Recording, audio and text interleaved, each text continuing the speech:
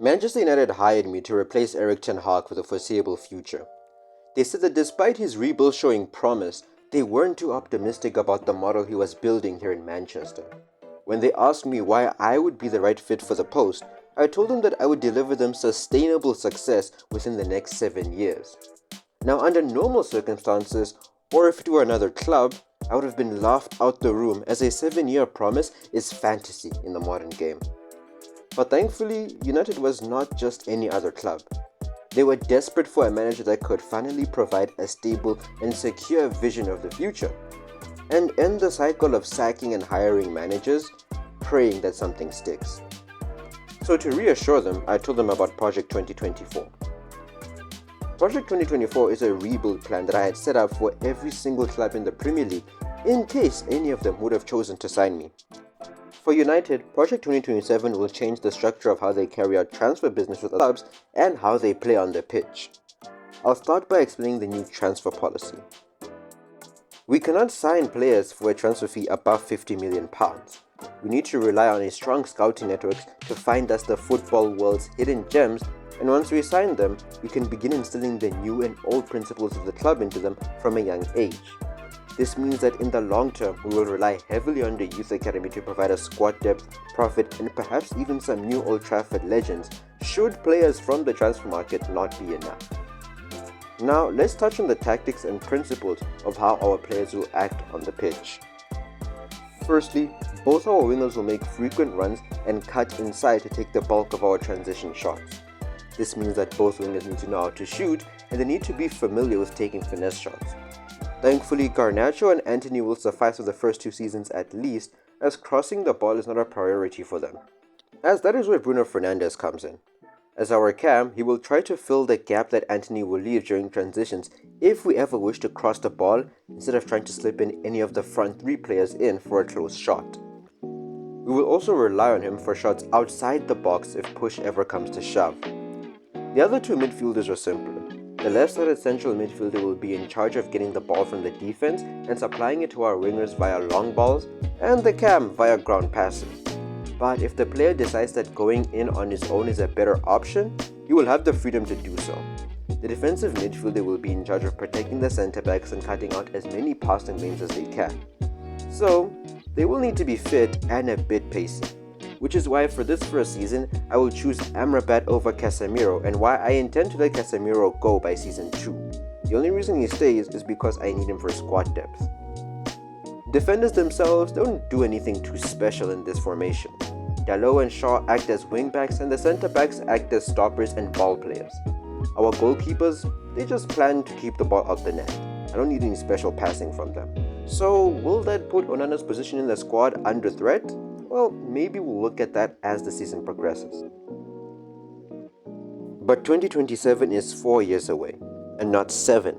But don't worry, I'll elaborate on why we call it Project 2027 and not Project 2030 when we reach 2027. For now, I'll just inform you on who's leaving and who's staying. We'll stick to the important ones as I'm running out of time on this video and I want to see my tactics come to life in the first Premier League game of the season. So we're going to start running down the list. Number 1, Varane leaves next season due to age and value depreciation. Maguire leaves this season to free up the wage bill. Same with Lindelof. Kambuala is going to be on the loan list. Wan-Bissaka is meant to leave next season as his offensive output is below par for my system, but things are subject to change depending on his performances. Casemiro will stay this season but only as a backup player since Kobe Mino will be out on loan. McTominay is also on the transfer list, but he'll also be intended to leave next season to provide a squad depth for season 1. Eriksen stays for the foreseeable future as he is our best passer after Bruno. Amad Diallo stays for depth. Martial will leave for free at the end of the season as we need depth for this season and we need to free up the wage bill. But again, much like any other player that's going to stay, if their performances prove to me that they should stay, and if you guys agree, we can keep them. I will note though that all transfers we make in the series so far, they'll only take effect in January, as I have disabled the first transfer window of the career mode. Why? I don't know, I thought it was going to make things more challenging, but now I feel like it shot me in the foot. But hey, we're going to move. We'll talk about the Youth Academy in the next episode, but if you have any countries you want me to send scouts to, I want to say let me know now, but I'm gonna be honest, I already sent the scouts out. But you can still let me know so we can send out the scouts to the countries you ask for on their second round of scouting. But with all that out of the way, we can jump into our first Premier League game so that I can save time and keep this video short enough for my phone to edit. Wolves is a very nice and calm way to start off the Premier League season as a new manager with a new system. I'm not saying Wolves were going to be an easy team to beat, but they wouldn't have been harder than facing off against a team like Spurs or Arsenal. Conceding my first goal definitely brought down my confidence a bit, but I chose to keep it tucked in and I told the players to push on for an equalizer and a go-ahead goal. We were playing at home, at Old Trafford, and I didn't really want the team and the fans to walk away from this game with a loss at Old Trafford on game day 1 of the Premier League.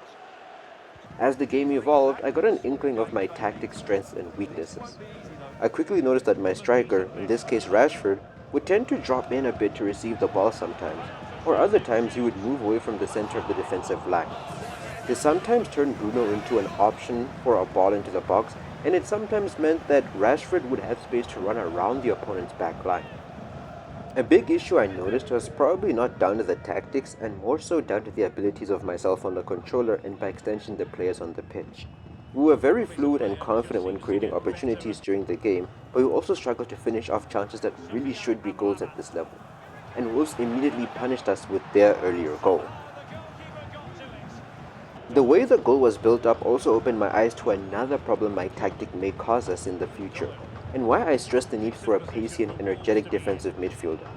The middle of the park was completely open for Wolves during their build-up, and if we had given a higher quality team that much space for runs for midfielders into the box, we would get eaten up alive from first minute to 90th minute. But a final note of interest I want to point out is our ability to score from set pieces, specifically corners. I know it's just one goal from the first episode, but from the footage I've recorded past this point, you'll see why I say so this early into the series. Set pieces are a very important source of goals for a team trying to finish in the top 4, maybe win the title, maybe survive relegation. And it's good to see that players like Varane and Lisandro Martinez have the ability to put them away if we ever need them to. In the end, we came away with a nervy 3-2 win against Wolves at Old Trafford, with Garnacho, Lisandro and Bruno making the score sheet.